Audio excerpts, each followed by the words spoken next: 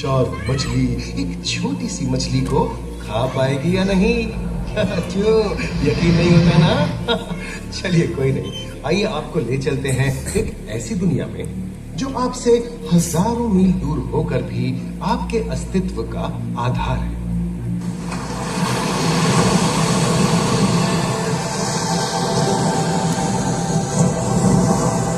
ये महासागर है, मीलों दूर तक फैला हमारे जीवन का केंद्र, जिसका पानी हर देश की सीमा से परे है।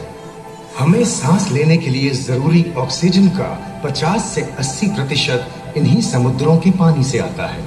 ये भी कह सकते हैं कि ये सागर एक विशाल संयुक्त परिवार की तरह है, जिसमें ये सभी जीव एक ही घर में रहते हैं, जैसे मछलियां, mollusc, dolphin, seal, walrus, crustacean, bacteria, समुद्री एनीमोनी और हाँ, ब्लू व्हेल भी, जो पृथ्वी का सबसे बड़ा जीव माना जाता है। और जंतु ही नहीं, इन समुद्रों में पौधों की भी लाखों प्रजातियां पाई जाती हैं।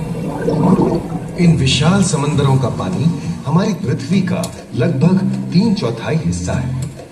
इस धरती पर 5 बड़े महासागर हैं: आर्कटिक, अटलांटिक, हिंद, प्रशांत और दक्षिणी महासागर। ये सागर इतने महत्वपूर्ण हैं कि इनका तापमान और लहरें दुनिया के हर हिस्से के मौसम पर असर डालते हैं, चाहे वो मौसम कितना ही खतरनाक क्यों ना हो। हमारी ही तरह पानी के नीचे पनपता हर जीवन सूरज की रोशनी पर निर्भर है। जी हाँ जनाब, सिर्फ ये जंतु, मछलियां, पेड़ पौधे ही नहीं, बल्कि बैक्टीरिया जैसे सूक्ष्म जीव भी सूरज से ऊर्जा पाकर खिलखिला उठते हैं। ये देखो मिस्टर ऊदबिलाव, कितने मजे ले रहा है। देखा इसे, अपने चेहरे की पोजीशन ऐसे बदल रहा है जैसे किसी स्पा में स्टीम ले रहा हो। और वो चली मैडम व्हेल इटलाते हुए सनबाथ लेने। और ये जोकर मछली यानी क्लाउन फिश, ये तो गाना भी गाती है भाई, बिना किसी सुरताल के। हाँ, ये राख समुद्री जानती है, और कोई खतरा महसूस होने पर ये कभी हुर्राती है और कभी चहकती है। क्लाउन फिश है ना। और ये डॉल्फिन हमारे स्मार्टफोन से भी ज्यादा स्मार्ट है। ये अपनी आवाज का इस्तेमाल सोनार की तरह करके एकदम सही दिशा में तैरती और एक दूसरे को संदेश भेजती है। जी हाँ, ईमेल या व्हाट्सएप से भी तेज। मूंगा चट्टानें यानी कोरल रीफ दुनिया की सबसे विविध इकोसिस्टम्स में से है। इन चट्टानों को अक्सर समुद्र के वर्षावन कहा गया है। आई, समुद्र में वर्षा, अच्छी बात है ना? अरे दरअसल इनका नाम इनके आसपास बसे इन जीवों की विविधता के कारण पड़ा है। इनमें से कुछ मूंगे गर्म उथले समुद्र में, तो कुछ ठंडी अंधेरी गहराइयों में रहकर हमारे इकोसिस्टम के संतुलन को बनाए रखते हैं। पौधे हमारे इकोसिस्टम का एक बहुत ही महत्वपूर्ण हिस्सा है और पानी में ऑक्सीजन का सबसे बड़ा स्रोत है। इस नीले पानी में मौजूद कई पौधों में से एक बहुत ही महत्वपूर्ण पौधा है फाइटोप्लैंक्टन, जो पूरी दुनिया की ऑक्सीजन की जरूरत का लगभग 50% बनाकर हमारा अस्तित्व बनाए रखता है। इन समुद्रों में पहुंचने वाली सूरज की रोशनी की मात्रा के हिसाब से उन्हें 3 क्षेत्रों या परतों में बांटा गया है। सतह के सबसे नजदीक वाली परत को यूफोटिक जोन या सनलाइट जोन कहा जाता है। जाहिर है कि यहाँ सूरज की सबसे ज्यादा रोशनी पहुंचती है और 90% समुद्री जीवन इसी परत में मौजूद है। अगली गहरी परत को डिस्पोटिक जोन या ट्वाइलाइट जोन कहा जाता है। इस परत तक सूरज की सिर्फ 1% रोशनी पहुंचती है, जो पौधों के जिंदा रहने के लिए काफी नहीं है। तीसरी और सबसे गहरी परत एफोटिक जोन या मिडनाइट जोन है। यहाँ सूरज की रोशनी बिल्कुल नहीं पहुंचती। ये परत पूरी तरह से अंधेरी और ठंडी होती है, बिल्कुल किसी हॉरर मूवी के सीन जैसे।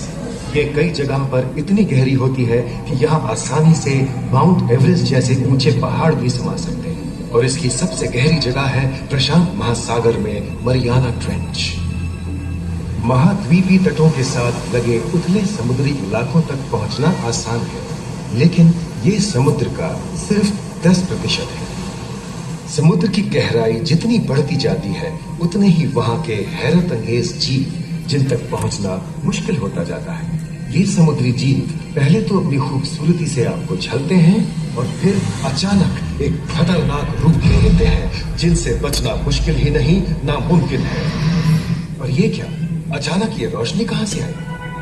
ओहो, ये तो जेलीफिश का झुंड है जिनकी रोशनी एकदम डिस्को लाइट की तरह लगती है। वाह, ये हुई ना बात। अब सभी बड़ी छोटी मछलियां इन चमचमाती डिस्को लाइट को देखकर पार्टी करने आएंगी।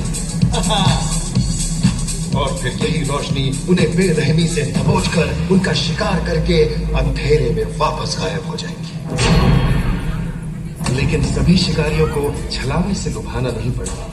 सबसे घातक शिकारियों में से है शार्क, जैसे ग्रेट व्हाइट और टाइगर शार्क। शार्क आमतौर पर सूरज ढलने के बाद अंधेरे में शिकार पे निकलती है समुद्री जीवों का यमराज बनकर। आज तक शार्क की 500 से ज्यादा प्रजातियों का पता चल चुका है। ये हर तरह के खुले महासागरों में, मूंगे की चट्टानों में, आर्कटिक की बर्फ के नीचे और समुद्र की अंधेरी गहराइयों में पाई जाती है। और ये है समुद्री घोड़ा, जो तबड़क तबड़क नहीं, छप छप छप छप करता है, यानी दौड़ता नहीं, तैरता है। हमने इन समुद्रों के बारे में बहुत कुछ जाना है, पर अभी भी बहुत कुछ जानना बाकी है। ये सागर गहरे और विशाल, ठंडे और अंधेरे में डूबे होते हैं। इन गहराइयों में पनपने वाली 17,000 से अधिक प्रजातियां मानो किसी कल्पना से कम नहीं है। किसी खूबसूरत एंजल की तरह दिखने वाले जीवों के साथ साथ न जाने और क्या क्या देखने को मिले।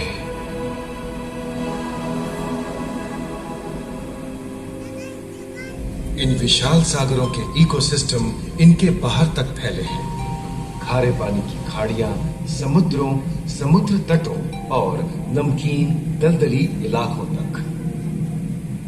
मानव जाति दशकों से प्लास्टिक, जहरीले रसायन, तेल और ऐसी कई चीजों को पानी में बहाकर समुद्रों को नुकसान पहुंचा रही है। कई समुद्री जीवों या मछलियों की दर्दनाक मौत और उनकी इस तड़प का जिम्मेदार हमारी मानव जाति ही है।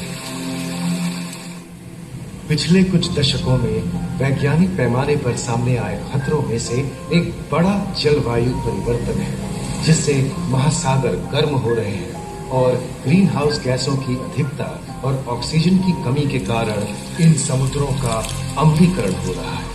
सागरों के इस तरह गर्म होने से पानी का स्तर बढ़ गया है और बर्फ की चादर पिघल रही है। इस विनाशकारी बदलाव के परिणाम स्वरूप समुद्री जीवन खत्म हो रहा है और पूरे इकोसिस्टम के लिए ऐसे खतरनाक हालात हम ही पैदा कर रहे हैं। हमारी आने वाली पीढ़ी का भविष्य इस बात पर निर्भर करता है कि क्या हम आज अपने निजी जीवन से प्लास्टिक को हटाने जैसा छोटा कदम उठा सकते हैं, या फिर हम बड़े स्तर पर सख्त नियम बनाकर उन्हें लागू करें, जिससे समुद्री संसाधनों का दोहन और प्रदूषण कम हो। याद रखिए, बात हमारे अस्तित्व की है तो बदलाव की शुरुआत भी हमें ही करनी है।